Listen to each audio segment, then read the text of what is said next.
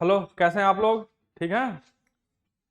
चलिए, आप लोग के लिए हम जो आज यूपीएससी प्रीलिम्स 2022 में जो इंडियन पॉलिटी के जो क्वेश्चंस आए हैं सामान्य अध्ययन पेपर 1 में प्रीलिमिनरी एग्जामिनेशंस में, उसको आज हम लोग देखेंगे। जैसा कि इसके पिछले क्लास में 2023 का देखे थे, उसके पिछले क्लास में 2024 का देखे थे, उसके पिछले क्लास में 2025 का देखे थे। तो ऑनलाइन से भी जो जुड़ेंगे, यूट्यूब पे भी जो जुड़ेंगे, पिछले वीडियो को भी मेरे ख्याल से वो लोग देखे होंगे। तो ये भी क्लास आपके लिए भी है, हम लोग इसको यूट्यूब पर डालेंगे। जो क्लास में उपस्थित बच्चे हैं उनके लिए तो है ही है ये। तो हम लोग शुरू करते हैं आज का क्लास। तो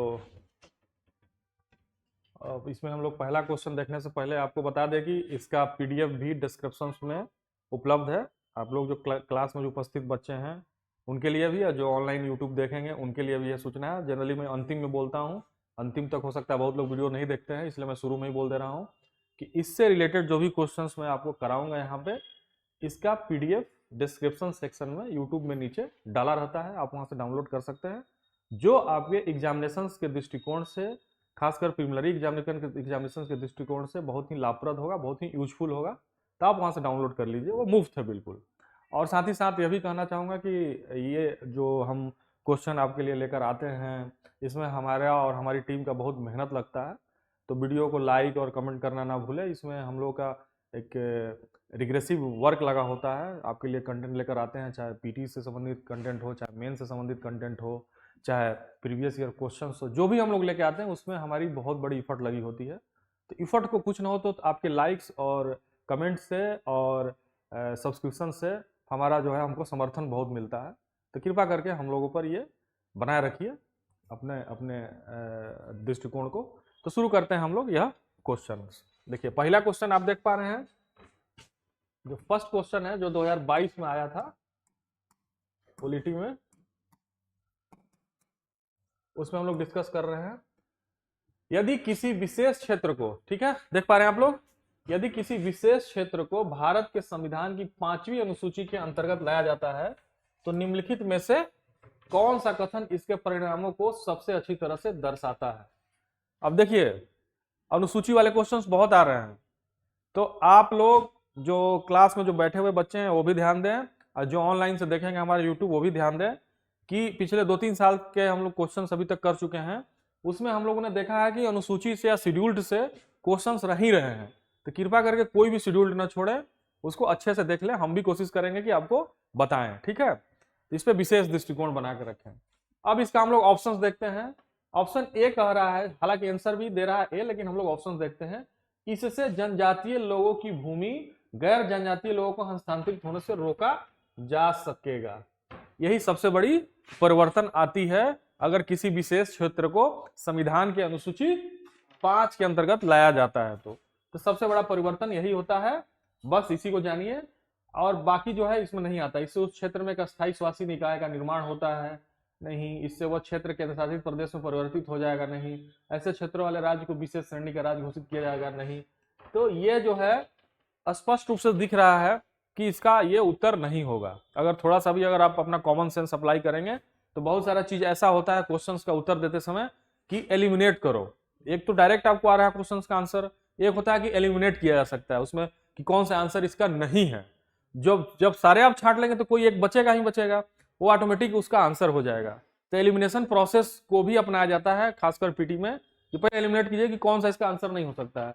इससे उस क्षेत्र में एक अस्थायी स्वशासी निकाय का निर्माण हो जाएगा। ये ग्राम पंचायत से संबंधित है, ये कैसे ग्राम अनुसूची 5 में आ जाएगा? सीधी सी बात है, ये जो है लोकल गवर्नमेंट से संबंधित ये ऑप्शन आ रहा है, ठीक है। तो ये होगा ही नहीं, ये केंद्र शासित प्रदेश में परिवर्तित हो जाएगा। तो ये जो है ये किसका विषय है? ये सेंटर का विषय है, ये भी अनुसूची में नहीं आएगा 5 में। उसी तरीके से ऐसे आप सोच सकते हैं कि ऐसे क्षेत्र वाले राज्य को विशेष श्रेणी का राज्य घोषित किया जाएगा, ये भी जो है सेंटर का काम है। विशेष श्रेणी, उसके अलग अलग आधार है विशेष श्रेणी के राज्य को घोषित करने में। विशेष श्रेणी के राज्य घोषित करने में अलग अलग आधार आप जानते होंगे कि वो जो है दुर्गम क्षेत्र होता है, और भी कई आधार हैं, वो अनुसूची 5 में आता ही नहीं है। तो इस आधार पे आप समझ सकते हैं, मेरा कहने का मतलब ये है, ये मैं इंडिकेट आप लोगों को दे रहा हूं कि क्वेश्चंस को जो है, क्वेश्चंस के उत्तर में आप एलिमिनेशन प्रोसेस को भी अपना सकते हैं, एक उत्तर मिल जाता है, ठीक है। जैसे मैंने एलिमिनेट करके दिखाया आपको, आप पकड़ सकते हैं कि ये तो इसका होगा ही नहीं, सीधी सी बात है, तो ये इसका आंसर होगा।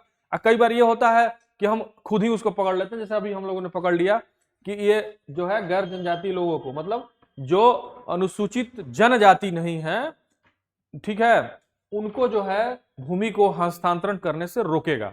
केवल ये अनुसूचित जनजाति से संबंधित ये एरिया होता है, ठीक है। अब हम इसका व्याख्या समझ लेते हैं, ठीक है। संविधान की 5वीं अनुसूची उन क्षेत्रों पर लागू होती है जहां अनुसूचित जनजातियों की जनसंख्या अधिक होती है। सीधी सी बात, मैं शुरू में ही आपको बताया कि यह क्षेत्र अनुसूचित जनजाति से संबंधित होती है, और वहां होता है जहां इनकी जनसंख्या ज्यादा है, ठीक है। इन क्षेत्रों के अनुसूचित क्षेत्र कहा जाता है। 5वीं अनुसूची के तहत आप जान लीजिए, इन क्षेत्रों को राज्यपाल को विशेष प्रशासनिक अधिकार दिए जाते हैं ताकि जनजातीय समुदाय के हितों की रक्षा की जा सके, ठीक है। इन क्षेत्रों के जो राज्यपाल होते हैं उनको विशेष अधिकार दिया जाता है। राज्यपाल को अधिकार है कि वो जनजातीय क्षेत्रों में केंद्रीय या राज्य कानूनों के क्रियान्वयन को संशोधित या समाप्त कर सकता है यदि वो समझे कि कानून जनजातीय हितों के प्रतिकूल है। यहां से भी एक क्वेश्चन बन सकता है कि क्या राज्यपाल को यह अधिकार होता है क्या कि अगर वो केंद्र का कानून अगर जनजातीय के हितों के अनुरूप नहीं है या प्रतिकूल है तो उसके क्रियान्वयन को रोक सकता है राज्यपाल। ये एक पावर होता है। तो एक्स्ट्रा इसके लिए आपको इन्फॉर्मेशन मिल रहा है, लेकिन यहाँ से क्वेश्चंस भी बन सकता है जो कि मैंने आपको बताया, ठीक है। उसी प्रकार अब देखिए सबसे महत्वपूर्ण जिस पे हम लोगों की चर्चा है कि इन क्षेत्रों में जनजातीय भूमि की सुरक्षा के लिए विशेष प्रावधान किए गए ताकि भूमि गैर जनजातीय व्यक्तियों को हस्तांतरित न हो सके।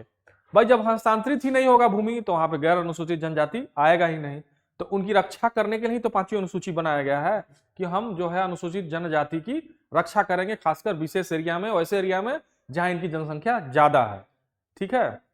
अब देखिए, इसलिए जब किसी क्षेत्र को 5वीं अनुसूची के अंतर्गत लाया जाता है तो उसका मुख्य उद्देश्य होता है जनजातीय भूमि, संस्कृति और पहचान की रक्षा करना, ठीक है। यह स्पष्ट है? कोई दिक्कत?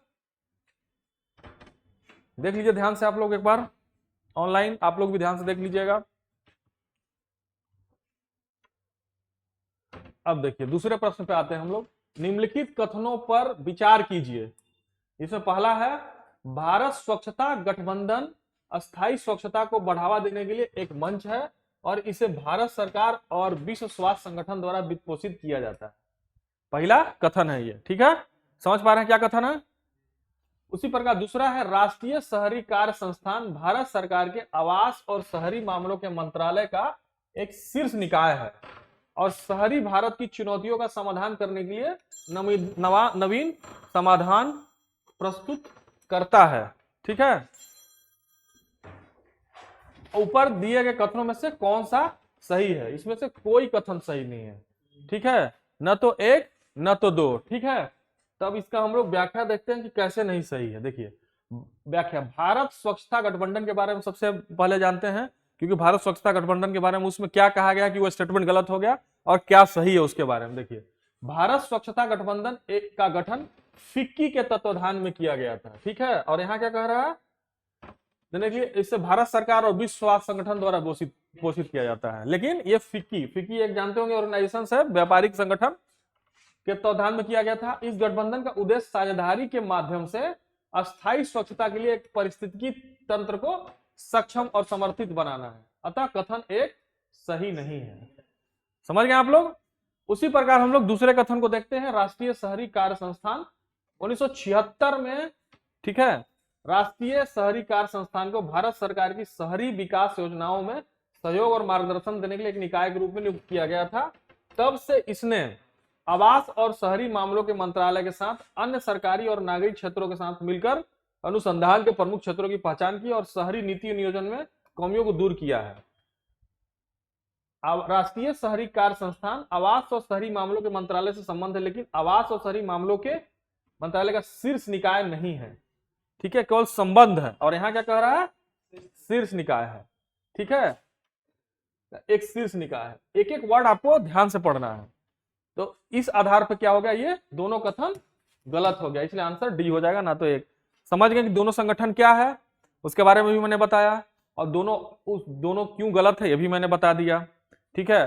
तो यहाँ आपको ये एक चीज और मैं उल्लेख करना बताना चाहूंगा कि हम लोग जो 2-3 साल के जो प्रश्न कर रहे हैं, 2-3 साल के, ये हमको लग रहा है कि चौथा साल जो भी हो गया, तो कहने का मतलब यह कि हम देख रहे हैं कि संगठन से भी क्वेश्चंस बन रहा है।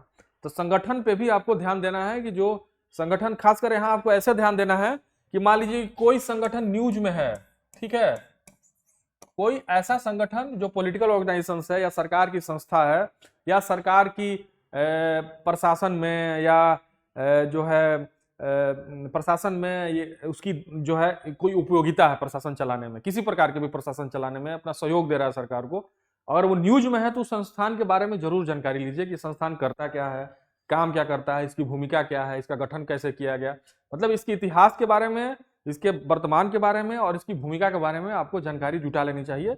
कोई भी संगठन ऐसा जो सरकार के कार्यों से संबंधित है, ठीक है, शासन से संबंधित है, गवर्नेंस से संबंधित है, तो आपको उसके बारे में जानकारी रखनी चाहिए, इंफॉर्मेशन रखनी चाहिए।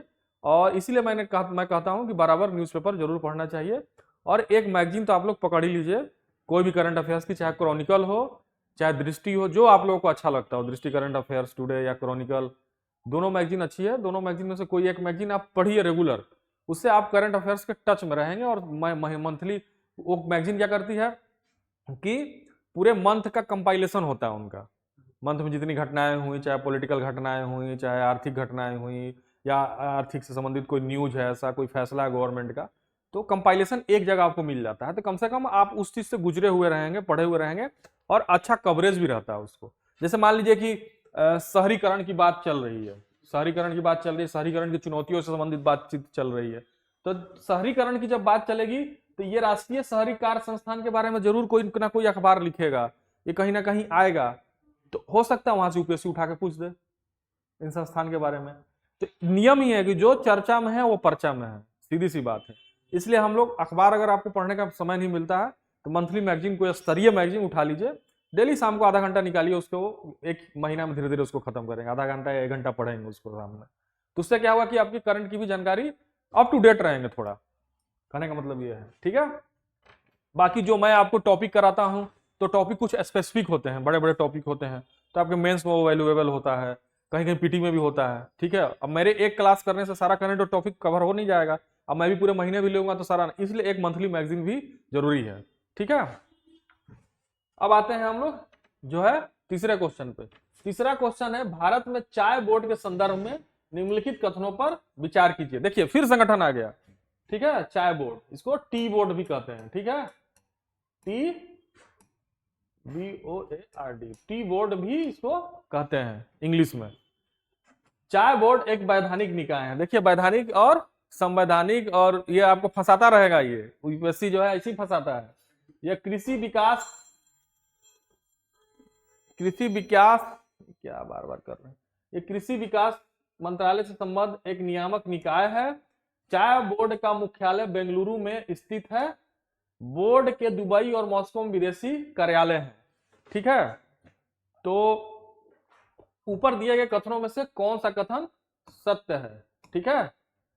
अब इसमें डी कह रहा है 1 और 4, 1 और 4 जो है कथन, 1 और 4 जो कथन जो है सत्य है। एक मिनट, इनको मिला के बोल दो ना कि सर क्लास ले रहे हैं, अभी कॉल बैक करेंगे, बाहर आ जाके बोल दो,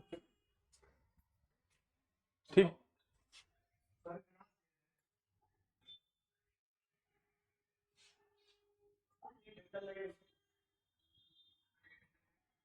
चाय बोर्ड केंद्र सरकार के एक वैधानिक निकाय के रूप में कार्य करता है, अतः कथन 1 सही है।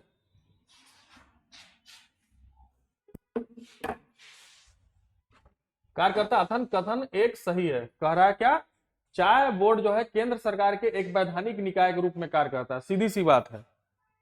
वैधानिक क्यों है, क्योंकि इसका संविधान में वर्णन नहीं है, अलग से विधान बना के इसका गठन किया गया होगा, ठीक है। तो ये जो है इसलिए वैधानिक निकाय है, और यह वाणिज्य मंत्रालय के अंतर्गत आता है, अतः कथन 2 सही नहीं है। कथन 2 क्या कह रहा है, ध्यान से देखिए, कृषि कल्याण मंत्रालय से संबंध है। कृषि कल्याण मंत्रालय से संबंध नहीं है, ये जो है वाणिज्य मंत्रालय से संबंध है। इसका मुख्यालय कोलकाता में स्थित है, और ये क्या कह रहा है, इसका मुख्यालय जो है, सॉरी कहां चला गया, इसका मुख्यालय जो है बेंगलुरु में स्थित है, जबकि इसका ऑप्शन क्या होगा, कलकत्ता में होगा। तो इसलिए क्या है कि 1 तो सही है, दूसरा गलत है और तीसरा भी गलत है। और चौथा जो है, चौथा के बारे में हम लोग डिस्कस कर लेते हैं। विदेशी कार्यालय, वर्तमान में चाय बोर्ड के दुबई और मॉस्को में 2 विदेशी कार्यालय हैं। ठीक है, वर्तमान में चाय बोर्ड के दुबई और मॉस्को में 2 विदेशी कार्यालय हैं। बोर्ड के सभी विदेशी कार्यालय भारतीय चाय के निर्यात को बढ़ावा देने के लिए विभिन्न प्रचारात्मक उपाय करने हेतु डिजाइन किए गए हैं। ये कार्यालय संबंधित क्षेत्रों के भारतीय चाय आयातकों और भारतीय निर्यातकों के बीच बातचीत के लिए संपर्क कार्यालय के रूप में कार्य करते हैं। ठीक है, इसकी भूमिका को भी आप समझ गए और इसलिए अतः कथन 4 सही है। तो कुल मिला के कहने का मतलब है कि संगठन के क्वेश्चन 2 हो गए। ठीक है, एक चाय बोर्ड से संबंधित था, इससे पहले किससे था? इससे पहले किससे था, हम लोग भूल जा रहे हैं। दूसरा क्वेश्चन क्या? 2-2 संगठन था, 2-2 संगठन था इसमें, 2-2। ठीक है,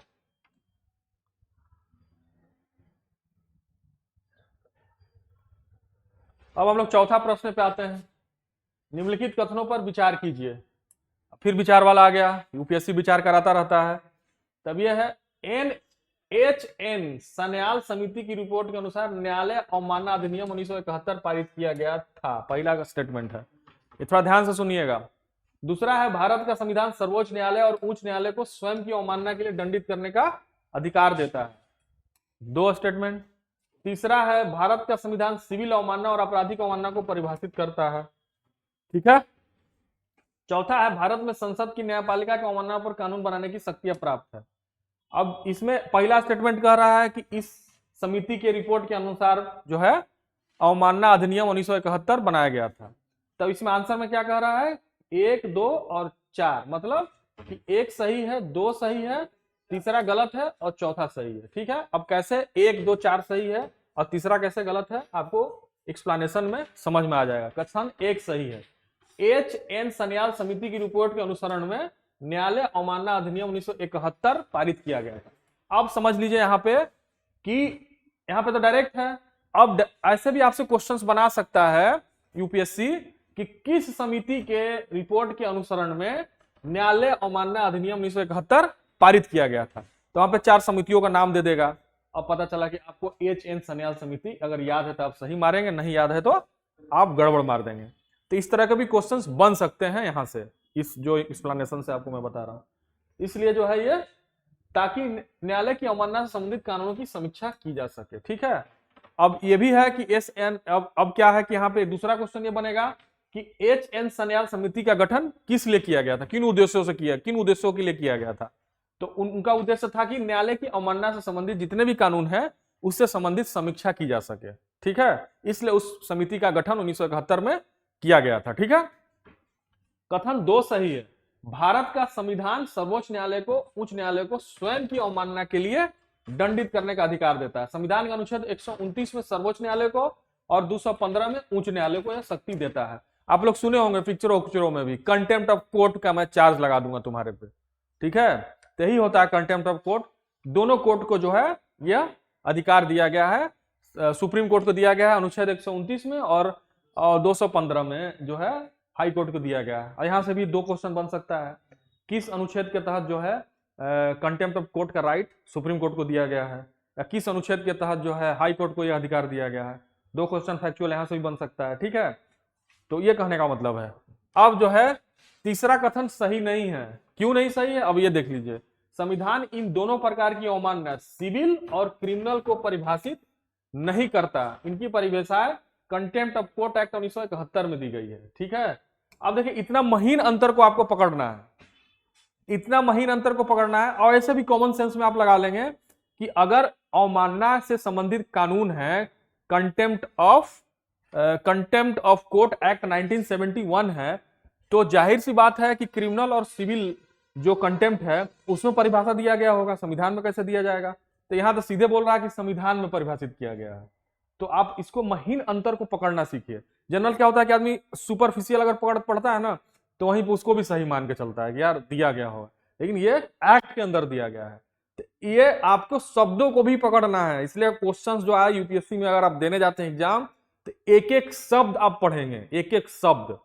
ये नहीं कि ऐसे पढ़ रहे हैं, नहीं, एक एक शब्द। अब केवल बारीक अंतर है ना यहाँ पे कि इस एक्ट में दिया हुआ है, संविधान में नहीं दिया हुआ है। और आदमी ऐसे पढ़ते हुए चलेगा ना तो लगेगा कि यार ये भी सही लग रहा है कथन। ठीक है, अब देखिए कथन 4 कैसे सही है ये देख लीजिए। संविधान का अनुच्छेद 142(2) और अनुच्छेद 246 संसद को न्यायालय की अवमानना से संबंधित कानून बनाने का अधिकार प्रदान करते हैं। यानी संसद को अधिकार है कि वो न्यायालय के अवमानना से संबंधित कानून बना सकते हैं, जैसा कि संसद कानून बनाती ही है। यहाँ पर कंफ्यूजन बहुत लोगों को हो जाएगा कि यार अपने अवमानना से संबंधित पावर है उसको, तो हो सकता है साला न्यायालय ही जो है, सॉरी न्यायालय ही जो है अपना कानून बनाता हो।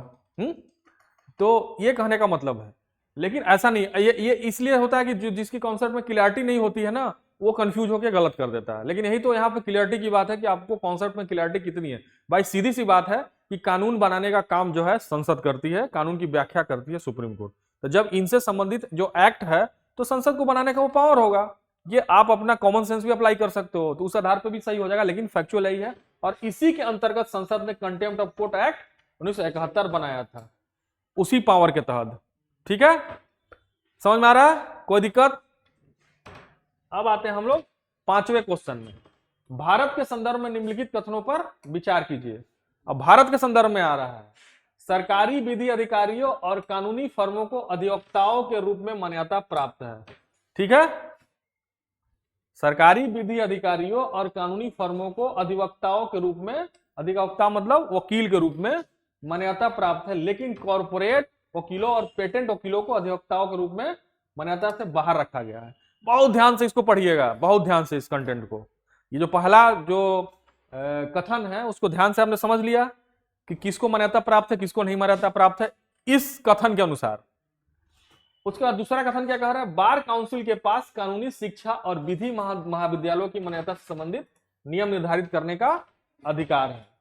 उपरोक्त कथनों में से कौन सा सही है? ठीक है, यहां भी देखना है, पता चला सही नहीं है तो फिर तो उल्टा आंसर मार देंगे आप। तो अब इसमें आंसर क्या कह रहा है, केवल 2। अब आपको तो ये लग रहा होगा कि ये कैसे गलत हो गया, ये तो सही लग रहा है, लग रहा है ना सही। तो अब आपको बहुत महीन अंतर है, अभी मैं बताऊंगा, बहुत ही महीन अंतर है यहाँ पे भी। इसलिए मैं कह रहा हूं कि जब क्वेश्चंस आप पढ़ेंगे, अपना एग्जाम जब देने जाएंगे, तो इसमें आप लोग जो है एक एक लाइन तो पढ़ता ही आदमी, एक एक वाक्य भी पढ़ेगा, एक एक शब्द भी पढ़ेगा। अब यहाँ हम दिखाएंगे आपको कि एक शब्द की वजह से ही ये जो स्टेटमेंट गलत है, जैसे पिछले में हुआ था। यहाँ उसमें तो फिर भी एक्ट पूरा था, इसमें केवल एक शब्द है। अब देखिए इसका आंसर, सरकारी विधि अधिकारी, ध्यान से देखिएगा, विधिक फर्म और पेटेंट न्यायविदों को अधिवक्ता के रूप में मान्यता प्राप्त है, जबकि कॉर्पोरेट वकील अधिवक्ता की मान्यता से बाहर है। अब समझ लीजिए, उसमें क्या कह रहा था, पेटेंट भी बाहर है, उसमें ही ना था, बाकी इन दोनों को तो दिया ही था। ये दोनों जो है इनको अधिवक्ता के रूप में मान्यता प्राप्त है। पेटेंट को इसमें कर दिया था कि पेटेंट और कॉर्पोरेट वकील को अधिवक्ता के रूप में मान्यता नहीं है, मान्यता नहीं है। अतः कथन एक सही नहीं है। ठीक है, देखें, केवल और केवल एक शब्द का अंतर है, और अगर ध्यान से नहीं समझ रहेंगे तो पक्का गलत मार के आएंगे आप, पक्का गलत मार के आएंगे। रवि समझ में आ रहा है आपको कि हमको किस तरीके से क्वेश्चंस को मतलब यहां हम कराने का मतलब यह नहीं कि खाली आपको हम क्वेश्चन आपको दिखा दे, क्वेश्चंस को अटेम्प्ट कैसे करना है वो भी आपको सीखना है, कि हमको एक एक लाइन में एक एक शब्दों पे भी ध्यान देना। अब देखिए, एक शब्द के वजह से केवल जो है ये स्टेटमेंट गलत हो गया, पेटेंट की वजह से। ठीक है, दूसरा वाला भी, उसके पहले वाला भी लगभग इसी तरह का बारीक अंतर था। बार काउंसिल ऑफ इंडिया अधिवक्ता अधिनियम 1961 की धारा 4 के तहत स्थापित एक वैधानिक निकाय है। अब आपको देखिए, यहां पे एक और क्वेश्चन बन सकता है कि बार काउंसिल ऑफ इंडिया किस अधिनियम के तहत, या अधिवक्ता अधिनियम 61 की कौन सी धारा के तहत जो है एक वैधानिक निकाय है। फैक्चुअल क्वेश्चन है, यहां से आप लोग को ध्यान देना होगा व्याख्या में से, कि यहां से इस तरह के क्वेश्चंस बन सकते हैं, इसलिए हम बता दे रहे हैं आपको, जहां से लग रहा है हमको किस तरह के फैक्चुअल क्वेश्चंस भी रहते हैं। ऐसा नहीं कि फैक्चुअल क्वेश्चन और नहीं भी रहते हैं, तो बीइंग ए सिविल सर्विस के एस्पिरेंट के नाते आपको पता होना चाहिए कि अगर इस तरह का क्वेश्चन आ गया तो मैं उसको अटेम्प्ट कैसे करूंगा। आने के चांसेस रहते हैं, 10% ही रहते हैं, लेकिन रहते हैं। ठीक है,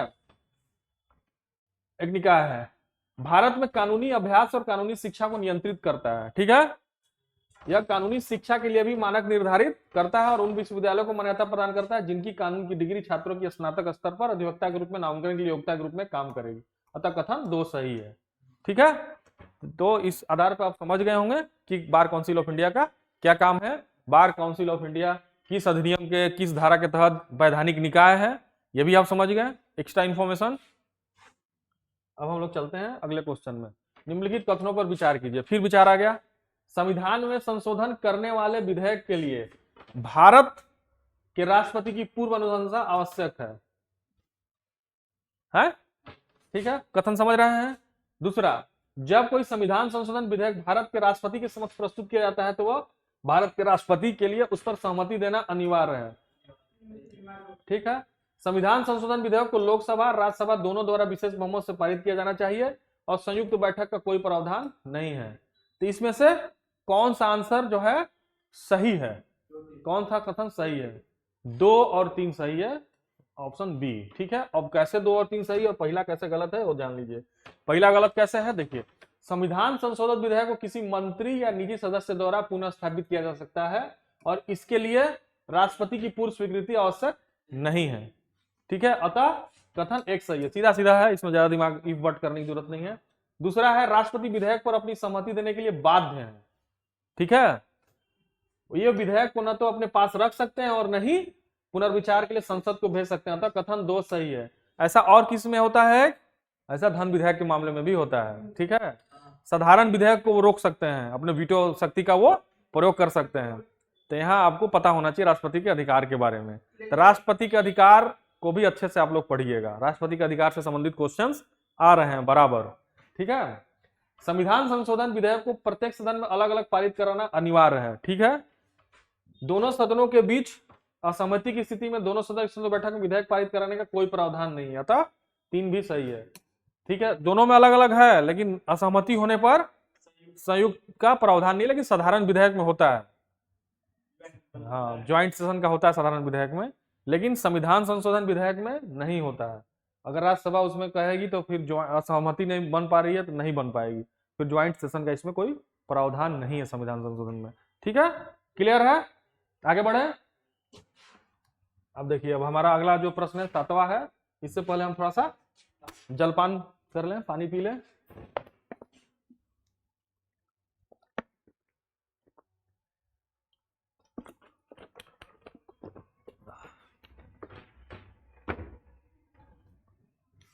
देखिए, भारत का संविधान मंत्रियों को 4 श्रेणियों में वर्गीकृत करता है। ठीक है, कैबिनेट मंत्री, स्वतंत्र प्रभार राज्य मंत्री, राज्य मंत्री और उप मंत्री। ठीक है, पहला स्टेटमेंट कह रहा है। दूसरा क्या कह रहा है? केंद्र सरकार में प्रधानमंत्री सहित मंत्रियों की कुल संख्या लोकसभा के कुल सदस्यों की संख्या के 15% से अधिक नहीं होगी।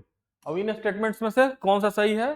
तो केवल 2 सही है, पहला गलत है। पहला कैसे गलत है और दूसरा कैसे सही है, इसकी व्याख्या मैं करके आपको बताता हूं।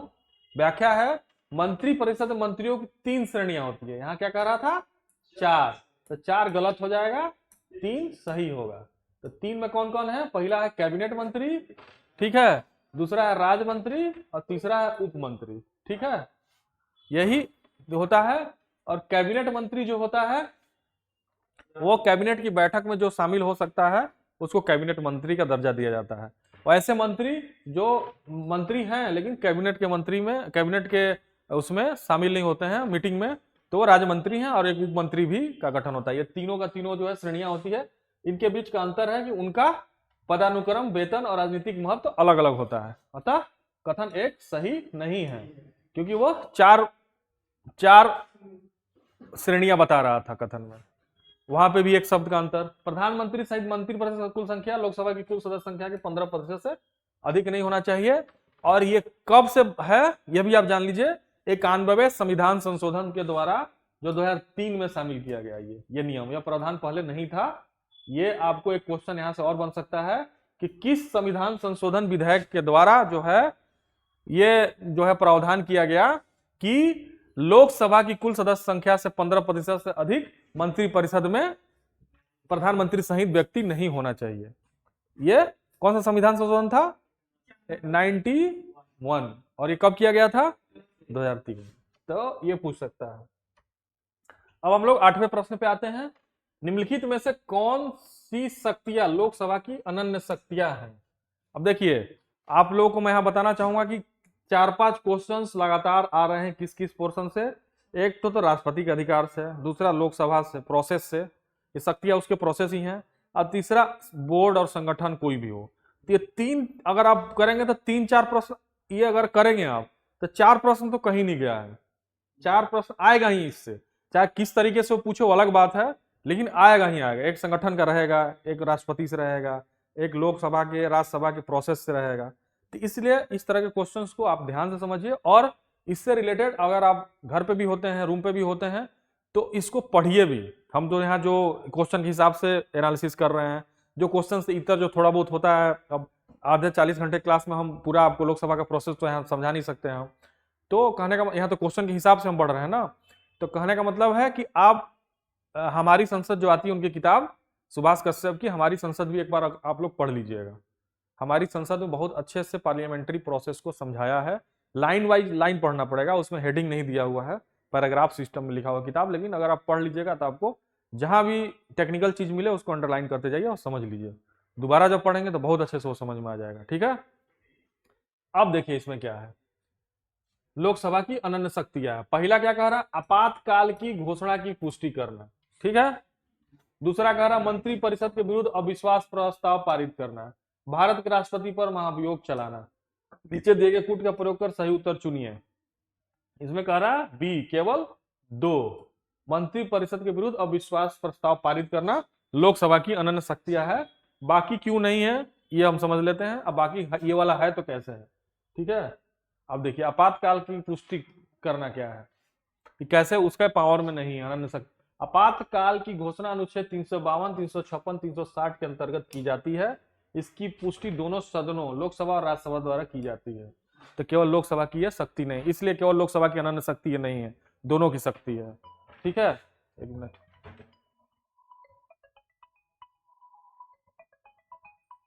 जरा देखना, कहीं सीधा उधर से बोल रहा हो तो काट देना।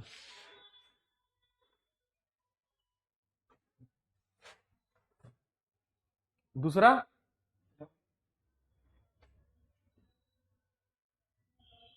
काट दो, क्या बोल रही है, कहाँ से बोल रही है। हाँ ठीक है, सुनो की जाती है मंत्री परिषद के विरुद्ध अविश्वास प्रस्ताव पारित करना। ठीक है, अब इसमें समझते हैं। संविधान के अनुसार मंत्री परिषद सामूहिक रूप से लोकसभा के प्रति उत्तरदायी होती है, अनुच्छेद 75। इसलिए यह केवल लोकसभा में ही अविश्वास प्रस्ताव लाया जा सकता है, राज्यसभा में ऐसा प्रस्ताव नहीं ला सकता, इसलिए लोकसभा की अनन्य एक्सक्लूसिव पावर है। ठीक है, अब भारत के इसीलिए केवल 2 है, भारत के राष्ट्रपति पर महाभियोग चलाने में। राष्ट्रपति पर महाभियोग दोनों सदनों में द्वारा किया जाता है, दोनों सदनों की बराबर भूमिका होती है। एक सदन आरोप लगाता है, दूसरा सदन उसकी जांच और निर्णय करता है, इसलिए यह भी केवल लोकसभा की शक्ति नहीं है। तो केवल और केवल मंत्री परिषद के विरुद्ध अविश्वास प्रस्ताव पारित करना ही लोकसभा का अनन्य शक्ति है, क्योंकि मंत्री परिषद लोकसभा के प्रति जिम्मेदार होता है। ठीक है, समझ गए आप लोग। अब हम लोग चलते हैं 9वें प्रश्न पे। भारत के अटॉर्नी जनरल और भारत के सॉलिसिटर जनरल सरकार के एकमात्र अधिकारी हैं जिन्हें भारत की संसद की बैठकों में भाग लेने की अनुमति है। ठीक है, भारत के संविधान के अनुसार भारत का अटॉर्नी जनरल अपना इस्तीफा तब देता है जब उसकी नियुक्त करने वाली सरकार इस्तीफा दे देती है। ठीक है, अब इसमें जो है दोनों कथन सही नहीं है, ना तो 1 ना तो 2। ठीक है, अब कैसे सही नहीं है वो इसकी व्याख्या में हम आपको बताते हैं। देखिए व्याख्या जो है, संविधान के अनुसार केवल महान्यायवादी ही अटॉर्नी जनरल, ठीक है, एजी, हाँ, उसमें सॉलिसिटर जनरल भी, सॉलिसिटर जनरल को उसका जूनियर होता है, ही संसद के दोनों सदनों या उसकी संयुक्त बैठक और संसद की किसी भी समिति की कार्यवाही में भाग ले सकता है जिसका वह सदस्य नामित हो सकता है, लेकिन उसे वोट देने का अधिकार नहीं है। अब ये भी जान लीजिए कि उसको वोट देने का अधिकार नहीं होता, केवल वो भाग ले सकता है। ठीक है, अब महाधिवक्ता के अलावा भारत सरकार के अन्य विधि अधिकारी भी होते हैं, वे भारत के मध्यवक्ता और भारत के अतिरिक्त महाधिवक्ता, वे आधिकारिक कर्तव्यों के निर्वहन में महान्यायवादी की सहायता करते हैं। संविधान में महाधिवक्ता के अतिरिक्त महाधिवक्ता का उल्लेख नहीं है, अतः कथन 1 सही नहीं है। कैसे, हाँ सही नहीं है, हाँ ये गलत है। ठीक है, और ये जो है तब देता है जब उसे नियुक्त करने वाली सरकार इस्तीफा दे देती है, ये भी गलत है। ठीक है, वो क्यों देगा, ये इसका व्याख्या हमने शायद छूट गया है क्या तो इसमें डालने में, कोई बात नहीं। इसको आप लोग ऐसे जान लीजिए कि भारत के संविधान के अनुसार भारत का अटॉर्नी जनरल अपना इस्तीफा तब देता है जब उसे नियुक्त करने वाली सरकार इस्तीफा देती है। सरकार इस्तीफा दे देगी तो वो क्यों देगा, वो मंत्री परिषद का पार्ट तो है नहीं वो भाई। सरकार इस्तीफा देती तो पूरी पूरी मंत्री परिषद इस्तीफा देती है, तो अटॉर्नी जनरल तो उसका पार्ट तो है नहीं, ये तो ब्यूरोक्रेसी का पार्ट है। ठीक है, तो इसलिए वो इस्तीफा नहीं देता है। ठीक है, तो इसलिए जो है ये कथन असत्य है। समझ गए आप लोग। तो इसी के साथ जो है आज का हमारी जो क्लास है, ये आज का क्लास जो है समाप्त होता है। तो आप लोग जो है अच्छे से इसको समझे होंगे मेरे ख्याल से। अब हम अगली क्लास में मिलेंगे 2021 के प्रश्नों के साथ, और प्रश्नों की संख्या घट बढ़ सकती है, जो भी है मैं कोशिश करूंगा कि आपके लिए पूरी तरीके से, पूरा मेहनत से और पूरा जितना अच्छा हो सकता है कंटेंट लेकर आऊँ, ताकि आपको ज़्यादा से ज़्यादा इसके से हेल्प मिल जाए। तो ऑनलाइन माध्यम से जो यूट्यूब में भी देखेंगे उनके लिए भी यह सूचना है कि अगले क्लास में हम लोग 2021 के प्रश्नों को करेंगे। तब तक धन्यवाद, थैंक यू सो मच।